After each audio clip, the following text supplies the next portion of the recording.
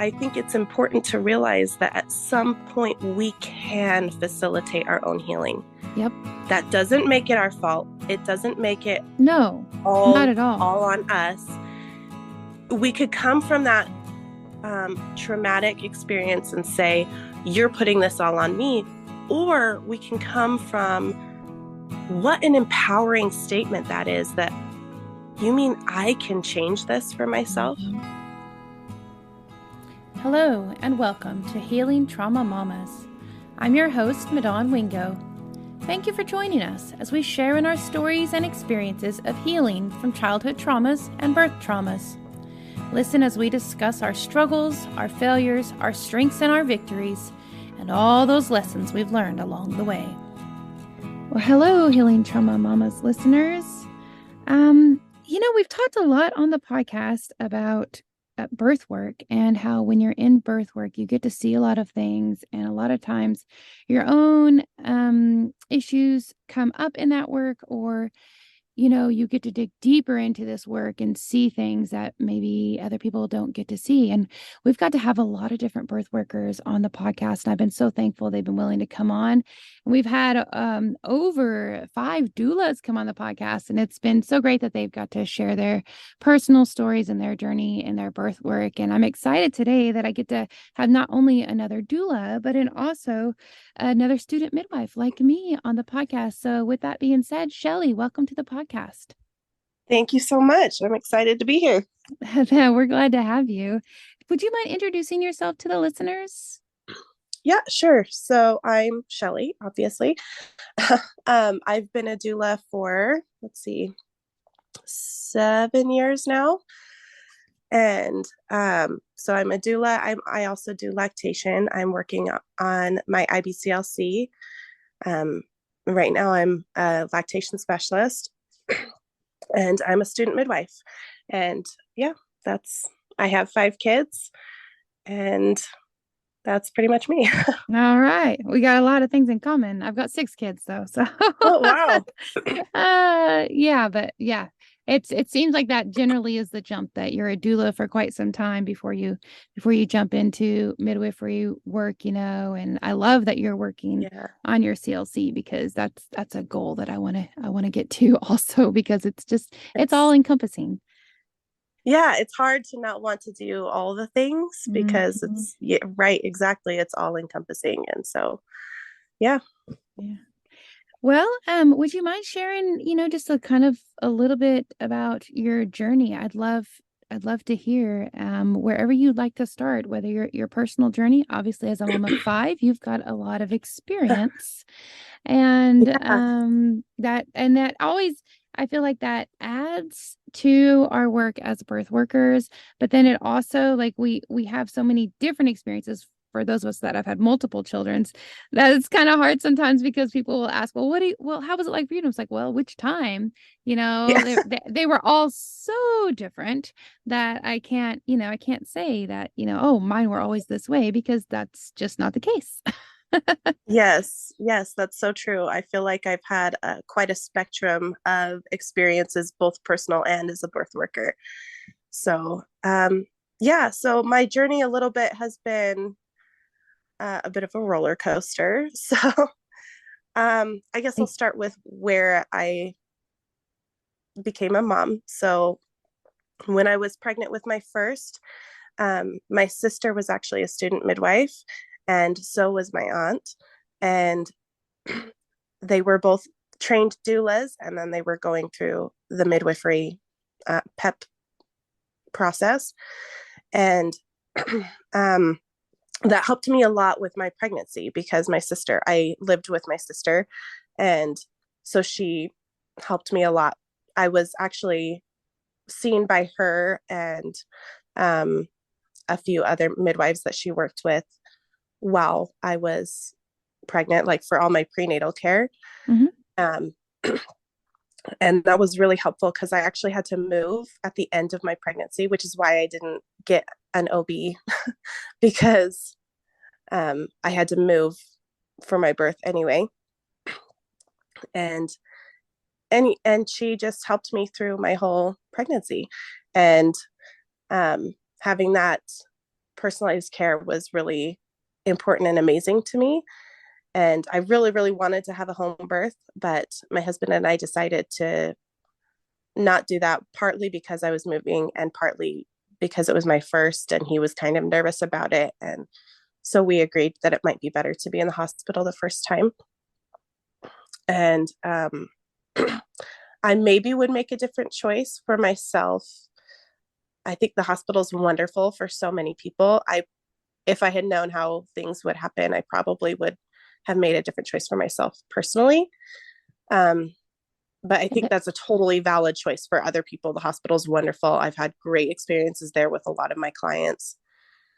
So, yeah, anyway. Hindsight. Well, it's hindsight. We don't know. You make the best decision you can with the information you have at the time, Yeah, exactly. and you just have to own that. Okay, that was our decision. Maybe we would have made a different decision had we had more information, but at the time we didn't, or more Mm-hmm. experiences, because Yes. you just don't know sometimes. Yeah.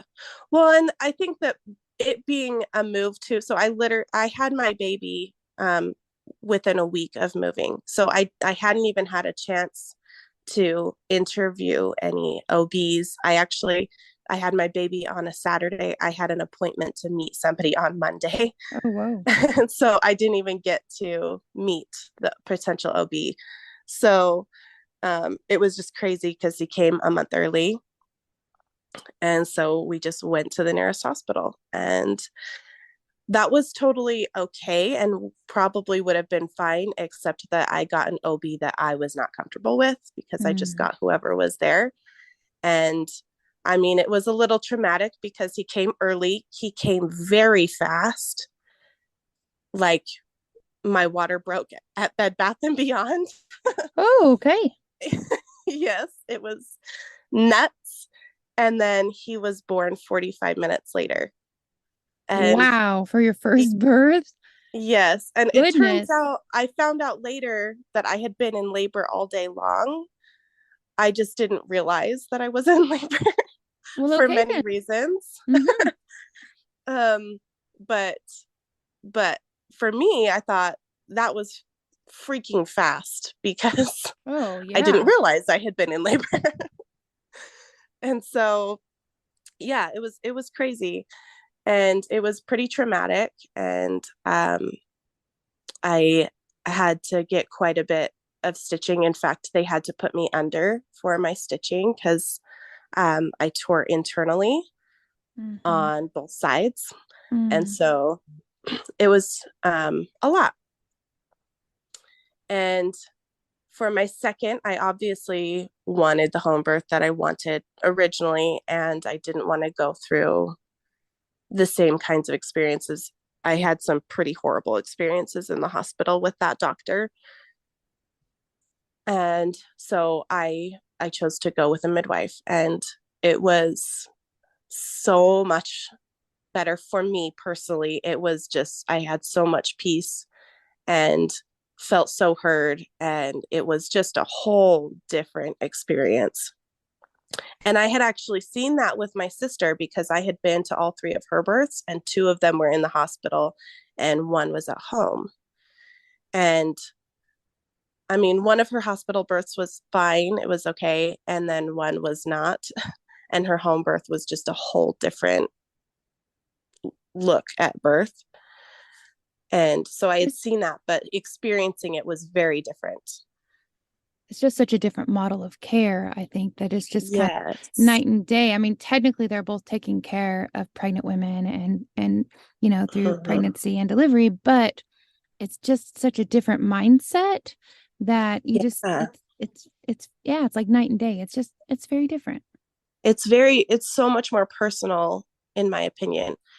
And that was really important to me because of my past experiences. Mhm. And I come from a past of sexual abuse and then also having that horrible experience with my first baby, which at the time I didn't even realize how traumatized about it I was. I thought, it was hard, it was crazy, and there were things I didn't like, and there were things that were painful, but I didn't realize how traumatic it was.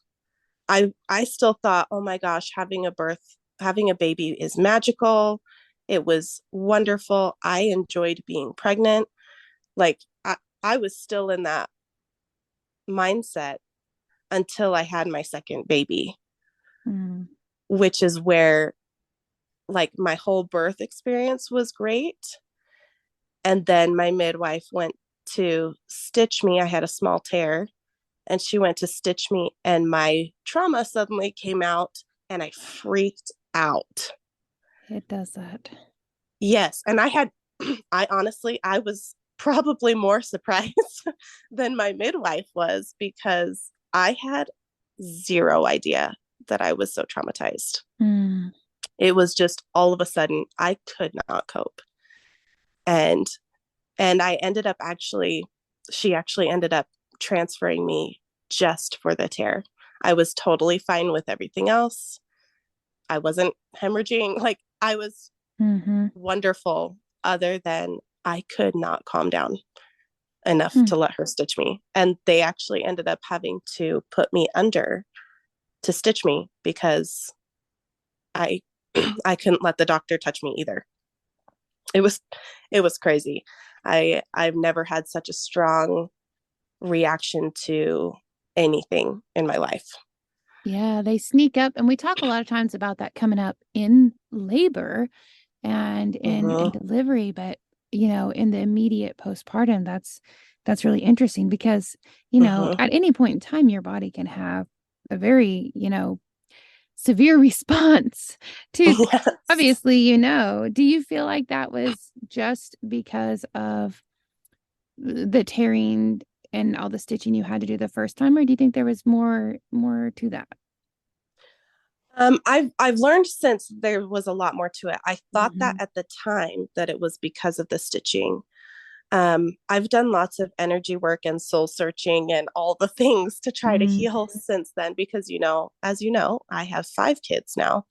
And for each of my wonderful labors, I've had like I have had some pretty amazing spiritual experiences while having my babies and while pregnant.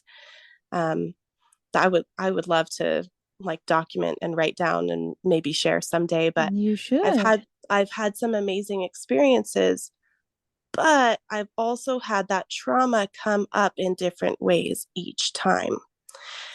And so it's been kind of a very long journey of finding out what the heck Mm. and trying to heal.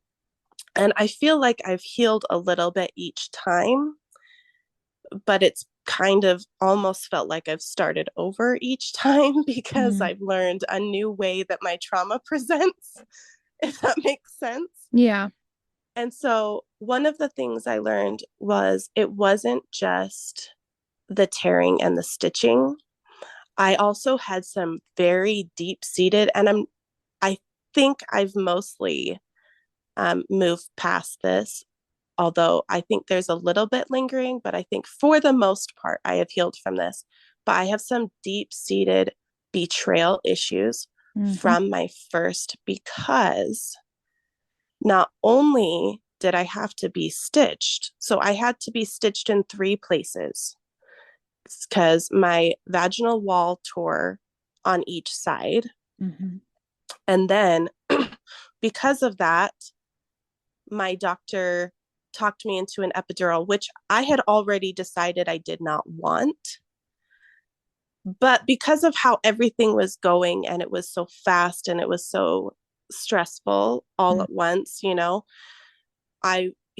kept urging me, and actually he wasn't urging me, he was urging my husband, saying I have to get this baby out because her vaginal walls are tearing, and if the baby doesn't come out now, like I can stop it from tearing if I can get him out now. So if I do an episiotomy, he'll just come right out and she'll stop tearing.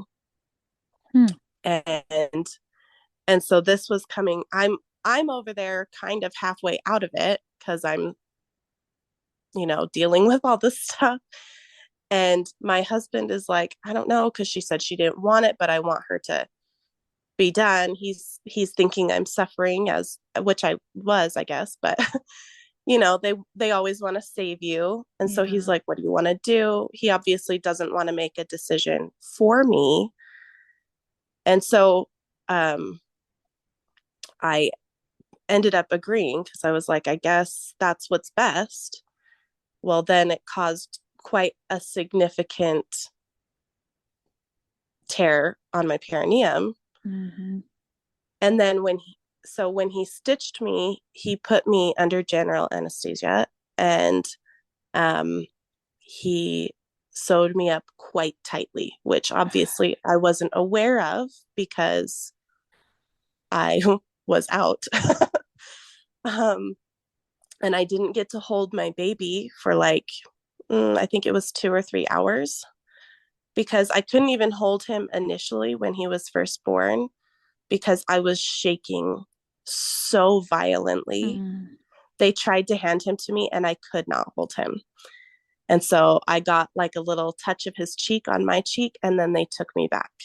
mm, And that was it. I didn't get to see him for quite a while. And as that tends to happen, there's kind of a cascade of things where we had difficult time breastfeeding, and I had a difficult time healing.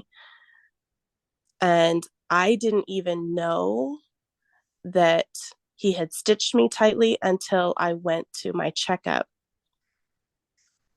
with somebody else, with the original OB that I had planned on seeing, um, who had amazing reviews from people I knew and trusted. And she was incredible. I really liked her. But she's the one who told me, well, he actually did an extra stitch on your perineum. So he mm, he stitched me up quite tightly on both vaginal tears. And then he did an extra stitch, which now I know is called a husband stitch. You've mm-hmm, probably heard of it since you're in mm-hmm. in the business. I had never heard of it before. I did a lot of research about it after. Um, but yeah, she's the one who told me that. It's And ridiculous. it was horrendous. Mm, It was constant pain from the time I had my baby until I had my second baby, mm. which was 20 months later. So, Well, and you tore again, so that helped relieve some of the tension that was put on you by the extra yes, stitch. So that actually yes, probably, I mean, helped a lot, I bet. yes. And I think that's why I tore the second time because it Mhm. was just so tight. Oh, There was yeah. no stretching. Like I did all of the things we tell people to do to prepare Hmm. and help stretch your perineum. There was no possible way it was stretching. Mm, And but yes, when it tore again, it did relieve that. mm, And which sounds so backwards and horrible, but it did. But that's when I found out, oh my gosh, look at that. I have a lot of trauma because it was almost 2 years straight of constant pain from being stitched improperly. ugh. And so, yeah, sorry, I've been talking a really long time. Don't apologize. No, no, that's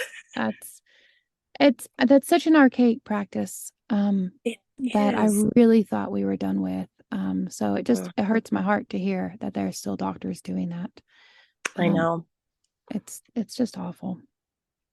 So you realized you had trauma after your second, Yeah. and how was your healing process after that?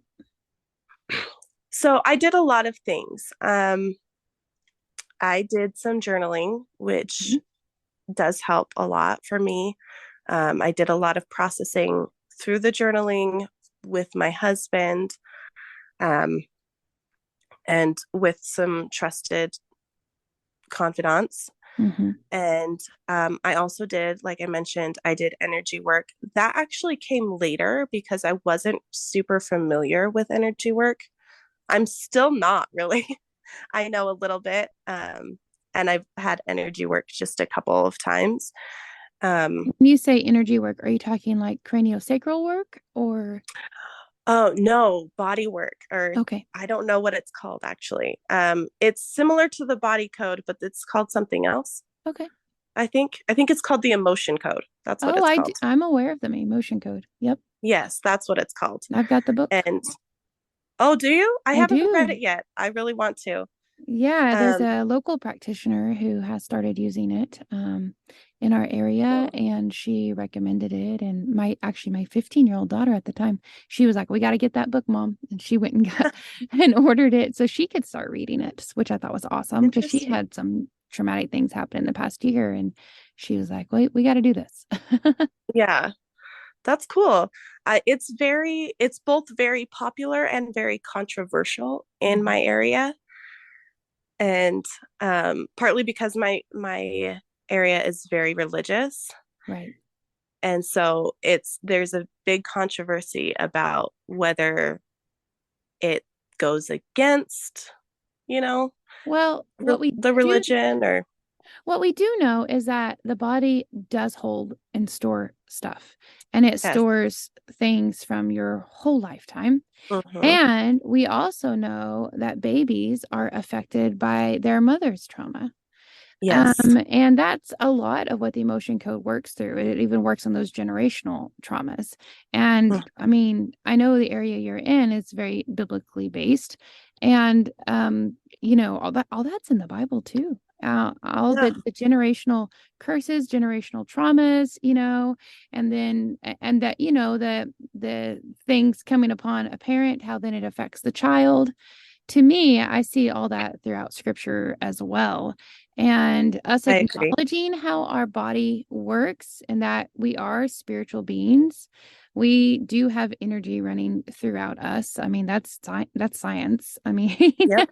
Yeah. it is. And our body stores all of this stuff up. And I even my doctor that I see, that he talks about it's so amazing if you study it out, but water holds memory. And Yes. if you study about Thank that you, at all, Frozen too, right? right. My daughter said that same things. Wait, Frozen was right. Yeah, I actually looked it up because of that movie and I learned so much. Yes, water does hold memory. And so if you stop and think about it, how much water are we as human beings, Yes. as individuals? I mean, if you just look it up, it's 80% of us is water. And Hmm. when you talk about at the cellular level, the cells themselves are around 80% water. So every Yes. cell in your body can store memory. Think about that for just a moment. Pretty incredible. It is incredible. So we have to acknowledge these things that might be our body might be holding on to that we have no clue about, or realize even that, like you said, you didn't even know that was very traumatic for you. You didn't even realize like your body was storing to this very traumatic event. And even Hmm. the stuff that happened, probably, I would assume, from your history, from your childhood sexual trauma, that stuff, I'm sure, was also affected by or came out with all of that, just maybe didn't Hmm. realize that's what was happening yet. Yeah. Yeah. I noticed that later. And actually, some of it was there was a lot of that brought to the surface again during one of my pregnancies. And Hmm. so that affected my birth that time as well because it like resurfaced all the trauma. Yep. So it's interesting how that happens. And what I think is so cool about the fact that our bodies um, remember everything is we so many times, especially in our line of work, we hear that in regards to negative Hmm. things that happen. Well, I don't know. Some people don't like to think of them as negative experiences. Some people have a different way that they phrase that, and that's fine. But, ultimately they're not experiences that people really love to have, negative or however you want to think of them. But it's so cool because it remembers all the wonderful things too. Yep. And I think that that's so often not talked about. So I think that if we could start to help people reframe that, I mean, I think it's important that they know that these negative things are stored, but it's also important that we can also reprogram them to remember the good things. Yeah, I love that you brought that up because you are absolutely right. We do talk about that in such a negative way, often about Yeah. how, the body keeps the score and, our bodies hold on to all these different events and, life experiences that we've had.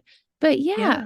while those negative experiences or traumatic experiences might stand out to us more, Mm-hmm. usually those are far and few, in between. And in between all of that Yeah. are generally lots of amazing life experiences Yeah. that we've. And it's okay to let that define us instead of, I think so often we're defined by our trauma because it affects us so deeply. Mhm. But if we can start to reframe that, imagine what our lives could be like. Absolutely. Yeah. Because we aren't defined by the trauma that we've experienced. Yes. And the more we realize that, I mean, the better our future will be. Because Mm-hmm. what happens is when you allow it to define you, then everything that you do, your mindset, your speech, your choices you make, everything Mm-hmm. comes from that perspective of that trauma being who you are. Yeah. And And it that's a leads to terrible more trauma. cycle. Yes, it's an awful cycle that you can get Mm-hmm. into, but you don't have Yeah. to stay in that. It does not have to define you. You can make a choice that it's not going to. Yes. And that, I think that getting to right there, what you just said, is the hardest part of healing Hmm. because we don't want to say it's our choice because we don't want it to be in our control. And it's not completely, obviously. I have very much been controlled by my trauma over the years. And so I don't want to say that anyone that isn't doing a good job or anything like that. It's not that way. But I think it's important to realize that at some point we can facilitate our own healing. Yep. That doesn't make it our fault. It doesn't make it No, not all at all. all on us, but it's so like we could come from that traumatic experience and say, you're putting this all on me. Or we can come from what an empowering statement that is that you mean I can change this for myself? Hmm. And it doesn't happen all at once. I know that you've probably heard this. We like to say healing is not linear. Hmm. It's not linear. It's not one day you're going to be fine. It's one day you're going to be fine, and then another day you're not. Yep. And then you will be again. And then maybe you won't be so much again. And then, it's a little bit of a roller coaster. It definitely can be, but I feel like it's a practice too, because Yes. as you're going, you're getting stronger and you're getting it stronger in that confidence that you have that this trauma doesn't define me. I can make a choice to move forward from here and to heal. And so each time, yes, Yeah. things are going to come up that are going to remind you of it or that they're going to try to sink you down into Mm-hmm. it again, or you might try to have a trauma response. I'll admit that, like, as much healing as I have done and the Lord has helped me with, and many people have helped with, it has been such a journey and I'm so thankful for it. Yes. But there are times when I suddenly start to have a trauma response again. I'm like, whoa, where is this coming from? You don't need, no, Mm-hmm. we're over this. Nope, we're not doing this, and I'll have Yeah. to talk Now to you have the myself. tools. Exactly. Yeah. And then I know what to do from there and how to get like, okay, nope, listen. And you kind of have this self-talk moment, where you're Yes. just like, okay, hold on. We've been through this. We know how to work through this. This is okay. And look, now we just made that calm down. We're fine. We're moving on. Yeah. Listeners out there might remember when Christy came on from the Perinatal Trauma Center. I actually had a trauma response while speaking with her on the podcast episode, and Wow. she gave me different tools and tips, and we worked through it right there live while we are talking on the podcast. And it That's amazing. immediately, yes, once we did those little tools and those tips, it just went. calmed down, and then we were just fine from there on. But That's awesome. when you heal from it, it doesn't mean that nothing's ever going to remind you of it. Nothing's ever going to come up from it. It just means you have the tools and the resources to be able to make it stop or calm down. And then Mhm. mentally, hey, we're going past this. Yeah. This is not keeping us. This is not tying me down. This is not chains holding me down, and I'm not bound to my trauma. Yes, I You don't love that. have I'm to not be. bound to my trauma. It's kind of like working out or like weightlifting, Hmm. when you start working out, you get stronger and stronger and stronger. And then maybe you get sick and you can't work out for a little while. So you kind of backtrack a little bit. And then when you start, you feel a little bit like you're starting over. But you remember, I'm not starting over completely because I already know what to do. I already know what my body can do. And so then you start over and you already can Yep. move through the hard part quicker, and then you get stronger and stronger and stronger, and Yep. each time you have a setback, you can easily move through it. And that's like what you're saying, like having those tools in your back pocket is really the healing that you need, Yep. because you already know, okay, now I can acknowledge, I can see where I'm coming from. I know what's going on. I've been through this. I know my body is trying to protect me from something, but now I know I don't need this protection. So I'm going to thank it and I can move on. Hmm. And that's been the hardest thing for me, but it's been the best. Hello, Healing Trauma Mamas listeners. I wanted to pause the podcast just for a moment to let you know about the platform that I've been using to create this podcast, Anchor by Spotify. Anchor has been so easy for me to use. As you all know, I've said many times that I'm a very unlikely podcast host. In fact, I never thought I'd be on a podcast, let alone hosting one myself. But when my daughter showed me Anchor last spring, I realized how easy it was for me to be able to create content and upload it to many different platforms using Anchor. I'm so thankful I got started, and I'm extremely thankful it's completely free. So I think that every single person has something valuable to share with the world. You listening right now have something valuable to share. And all you have to do is download the Anchor app and start your own podcast today. Let me know when you do, and I look forward to listening to it. Okay, back to the podcast. It is the best. I agree with you. It's amazing when you're finally, and it is hard. It is hard. And Yeah. for me personally, you kind of come to this point that is just like so rough, so difficult. At least I did. Mhm. The way I best way I can describe it, it was ugly. That's the way I can describe it. Yes, it can get I was so a ugly. mess. It was ugly. There was a It can get lot of very stuff. dark. It was, and there was a lot of shouting and hollering at the Lord, and maybe at my husband a few times, and myself. There was just some ugliness involved. But I'm thankful for that because it brought me to a point where I was like, you've got to heal from this. You've got to Mhm. allow that to happen and stop staying in this not just negativity, but this being bound by the trauma. Like Yeah. you can't do this. This is not how you're going to move forward. And I remember having the thought that, like, for my daughters, like, I can't Same. stay in this. Like, I've got to show them that you can heal from this, and then empower them to be able, because I have no clue what life experiences they're going to have.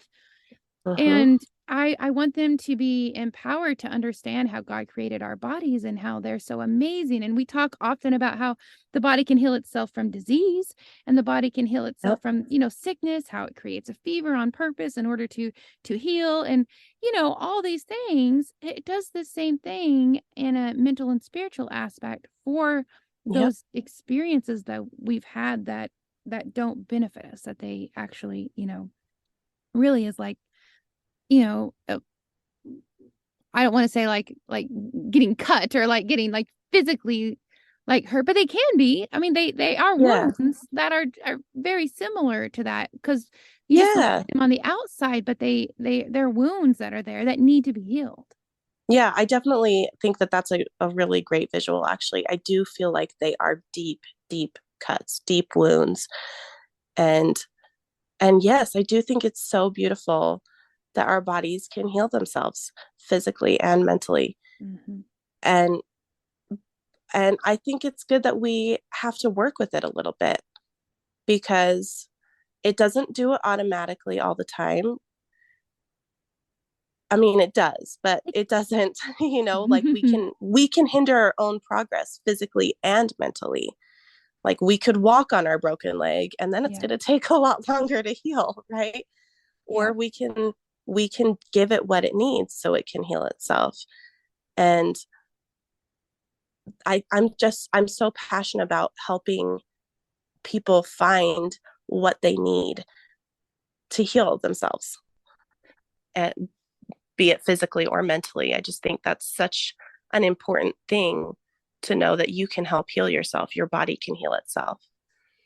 Yeah, I love that. And something we have mentioned on the podcast numerous times before is that it's not necessarily like one particular thing. Okay, listen, all Mm-hmm. you ladies out there who have trauma, you need to do this one particular thing and then you will be fine. That's not Yeah. how it works. There are so many different avenues that are going to speak to different people and Mm-hmm. because of our different past experiences that are going to be able to help us to heal. So I love how we can look at all these different avenues and just have those resources in order to show different moms and let them know like, hey, this might be an option for you, or this way of healing might be a really good one for you. I mean, obviously, like I personally am just like, of course prayer is so important to help you like Yeah. recognize and identify, okay, what is these areas, something that always comes up to me. It's like, okay, Lord, search me, search my heart, help me figure out these dark areas that I'm needing to work on. And Mm-hmm. then I have all these resources, all these different wonderful women who have gone before me and have figured out different avenues to be able to heal. And men, I'm not discrediting men. I know like my husband has helped me tremendously in Yeah. healing process. It has been wonderful because he knows me best. And it's been wonderful and like I said earlier, ugly at times too, because sometimes Yes. that's just what happens. But he loves me anyways, and just holds on even tighter then. But there's so many different people out there that are ready and willing and able to help. And it's just connecting those resources and finding out which thing, like maybe emotion code is a really great book for you and it would help you do wonders. There's a book called A More Excellent Way. That book has Yes. oh my word. I know people that So have good. tremendous healing from it. I personally have got some amazing healing from it. And it's a great resource. But then combined Mm-hmm. with some other resources, I have a pastor I love to listen to online who has, oh my word, just transformed my way of thinking. That has helped me tremendously. And then I have a local like wellness navigator that I've talked with who oh goodness gracious, want to talk about identity and not identifying with your trauma. She is Oh, amazing at helping people with that. And I'm so thankful. that's Like so we have awesome. all these amazing resources. And Christy, who Yes. came on the podcast, she is a perinatal trauma specialist and she's happy to talk with people either in person or over the computer, and she has all these different tools to help. It's just amazing that we have all these different ways to help our body heal, to be able to move forward, and again, like we said, not stay bound in that trauma. Mm-hmm.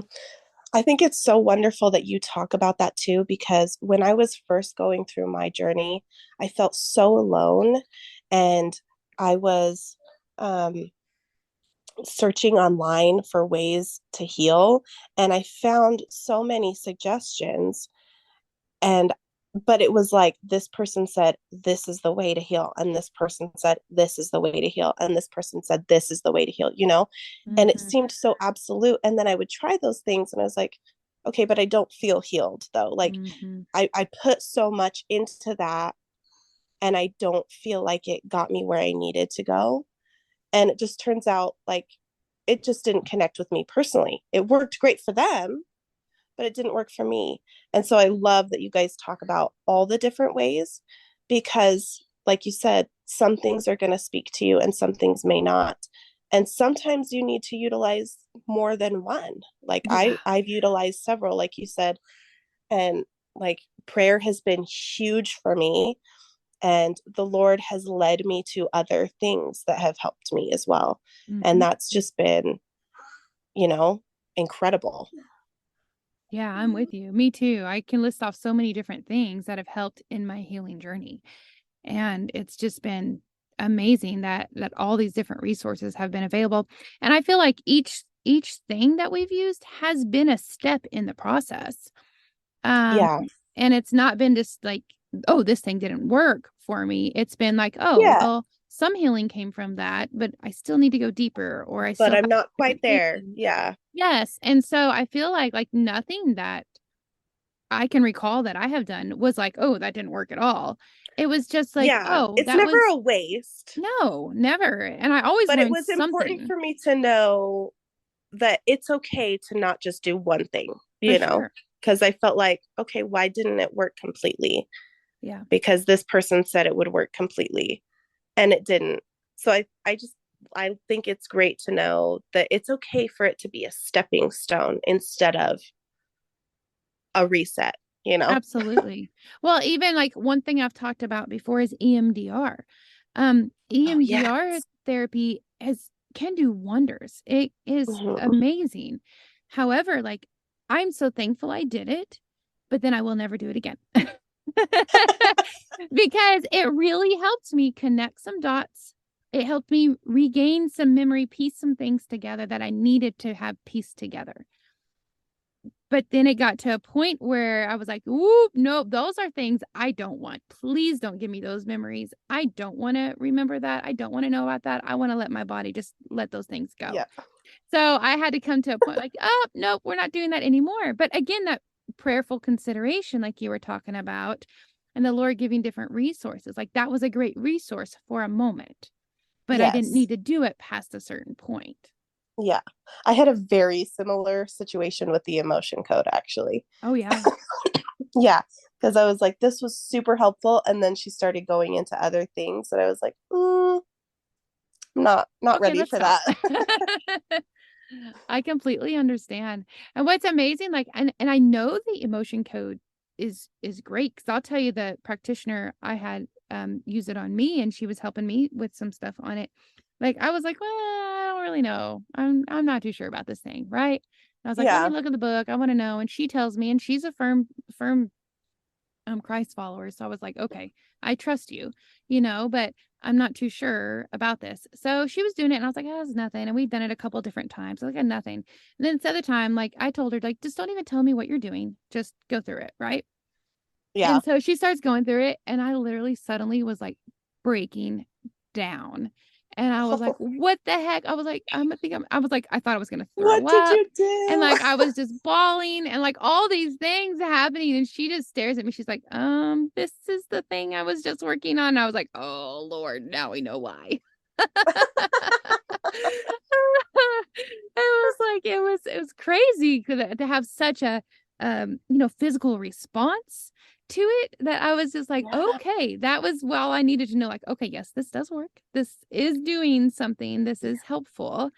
I But couldn't believe I was very skeptical when my friend offered to do it for me.